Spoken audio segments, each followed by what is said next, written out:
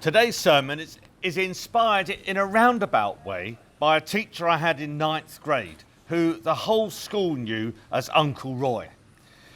He was a nice, avuncular man, but an unbelievably boring teacher. He taught RE, or religious education, which is actually compulsory in English schools. And in the ninth grade, Uncle Roy introduced us to the book of Acts.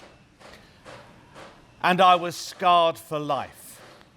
I still remember, week after week, seemed to go on in a summer term, Uncle Roy talking to us about Paul's missionary journeys, which make up a big part of Acts. And we had a map of the Mediterranean, and we had to mark on it all the places where Paul went. So blue for the first missionary journey, red for the second missionary journey, purple for the third missionary journey, week after week, charting his progress. I ended the ninth grade never wanting to look at the book of Acts ever again. And to be honest, I hardly have. But I've decided to right that wrong. As part of my Lent penance for Lent this year, I'm putting aside more than 40 years of prejudice, and I've decided to take on the challenge of preaching from the book of Acts. And more than that, the sermons this Lent will actually be following Paul's missionary journeys. So let me begin by backing up a bit. If you were here last week, you'll have heard me talking about Paul. Well, he wasn't actually called Paul then. In the story we were considering of that great change in his life as he's converted on the road to Damascus by Jesus appearing to him in a vision, at that time he's still called Saul. But here he's become Paul. And he was helped by a man called Ananias, you might remember last week, who was kind to Paul and laid hands on him and healed him. And that was the beginning of Paul becoming this amazing missionary and evangelist who had such an impact on the early church. Ananias soon disappeared from Paul's life, but another key character emerged who performed a similarly supportive and encouraging role. That was Barnabas. As you could imagine from Paul's background as a persecutor of the early church, not all the church extended him a warm welcome, but Barnabas did. He saw God's hand on Saul and he took him under his wing, and it was under his tutoring that the persecutor Saul became the missionary Paul. And he taught him in the faith. And in the reading for today, we find them both in Lystra on the island of Cyprus on their first missionary journey. And they get caught up in a terrible case of mistaken identity. I was mistaken for somebody recently. A few weeks ago, I was at the New Academy Museum in LA, which is great. I was sitting on the side, minding my own business on a bench, and somebody came up to me and told me how much they admired my work. It very quickly became apparent that I wasn't who they thought they were. They thought I was an actor whose real name I've sadly now forgotten. I was all excited, got home and Googled this person who I'd been mistaken for. Very disappointed to find he was not only a very small, insignificant actor, but also he was actually quite old now and well into his, well, I won't say how old he was, but he was 25 years older than me. So that wasn't great. Barnabas, in this story, gets mistaken for Zeus. Now, how cool is that? That's much better than being mistaken for a bit part actor. There was a story going around Lystra at the time that Zeus and Hermes had once visited the island and nobody recognized them, which led them to exact a terrible revenge. I won't go into that, but I do want to consider Paul's response to being mistaken for Hermes. Why are you doing this? He says. We're mortal, just like you, and we bring you good news. And look at how he describes that good news. He doesn't say Jesus the Messiah has come, because that wouldn't have meant anything to his hearers, who were pagan idol worshippers. They knew nothing of God's working with the people of Israel. When he was talking to a Jewish audience, as he often was, Paul could talk about the law and the prophets, Jesus as Messiah, and put Jesus in that context. Here, he was talking to people with whom he had no shared frame of reference, which is why, well, that's more and more like the culture in which we live. So there are lessons here we can learn. Many people today have no particular faith background, which isn't to say they're not spiritual. It's just they lack the vocabulary to express that spirituality. So look at how Paul tries to connect with his hearers by inviting them to consider the wonders of creation. God has not left himself without a witness, he says. He's made the heavens and the earth and the sea and the sky and all that is in them. He sends the rain in the seasons, filling you with food and your hearts with joy. Napoleon understood this line of argument. He was once sailing around the Mediterranean and his officers were talking about the existence of God, and they decided amongst themselves that there was no such thing as God. Napoleon had been silent and not involved in the conversation at all. But at the end of the talk, he lifted his hand, pointed to the sea and to the sky, and he said, "Gentlemen, who made all this?" St. Paul actually goes further. He doesn't just point to creation. He points out that the world that God made is good. It, he says, fills our hearts with joy.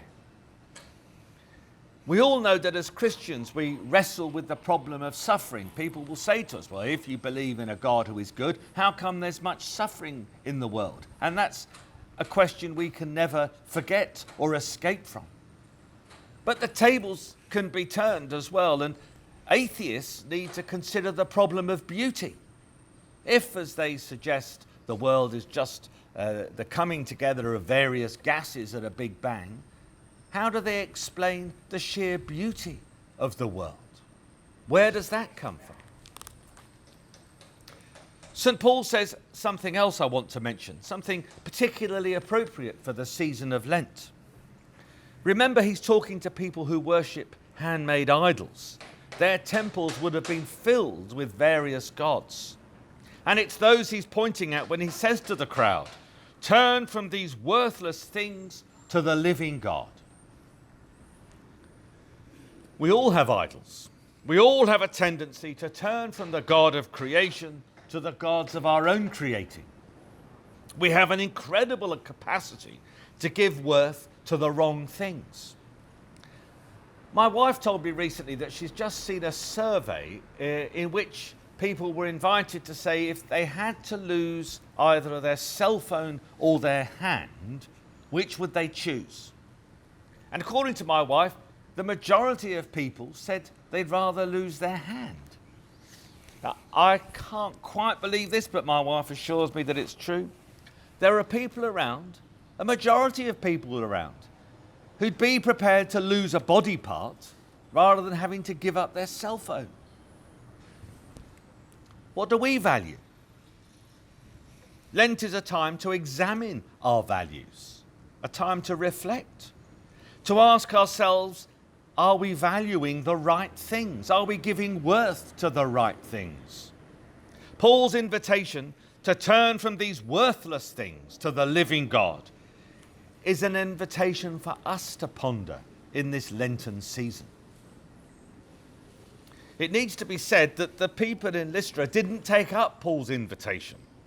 They ended up stoning him and Barnabas and dragging Paul out by his ankles. As we go through Paul's missionary journeys, we'll see how much of his journeying was filled with such disappointments and apparent failures.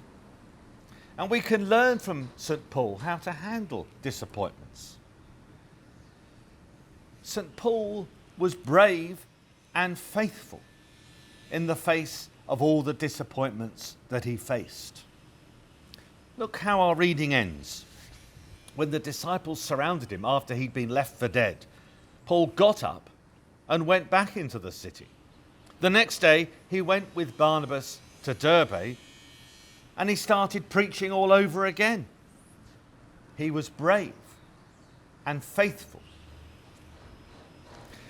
I've one final thought about this passage. I'm struck by the role in the story played by those who came from Antioch and Iconium. We're told they came and won over the crowds. And because of their influence, the people of Lystra went from trying to worship Paul and Barnabas to very soon trying to stone them and kill them. The crowd seemed to be won over extremely easily. And it's even easier now to win over a crowd, now that we have so much media available imparting very particular views. Just look at what's happening in Eastern Europe. On the Russian side of the border, the crowds have been persuaded by the media to think that there's a military exercise going on next door to denazify the country. Whereas on the Ukrainian side of the border, they're being invaded by a foreign power. That's an extreme example, perhaps, but we're all victims of groupthink. We're all shaped, dare I say, manipulated by the media that we digest. So I have one final invitation for you to consider today. Last week I suggested that we take on something ridiculous for Lent. Well, here's a ridiculous suggestion. Why not this Lent seek out a media which is the opposite side of the political divide to that which you normally consume? So if you normally watch Fox, try a bit of CNN in Lent. If you normally take the New York Times, see what the National Review is saying. It might help us to reflect on how we're unduly influenced by the media crowds. And the worst that can happen is at least you'll get a different perspective and know what the other side are thinking. So these are my thoughts on Paul's first missionary journey. And I have to say that I have actually been pleasantly surprised this week about how much I've enjoyed preaching on this passage from the book of Acts. What I thought would be a real drag has turned out not to be. And I hope that might be true for you. Let's use Lent to do something that we perhaps wouldn't normally do, something that doesn't excite us. We might actually find it helpful. Amen.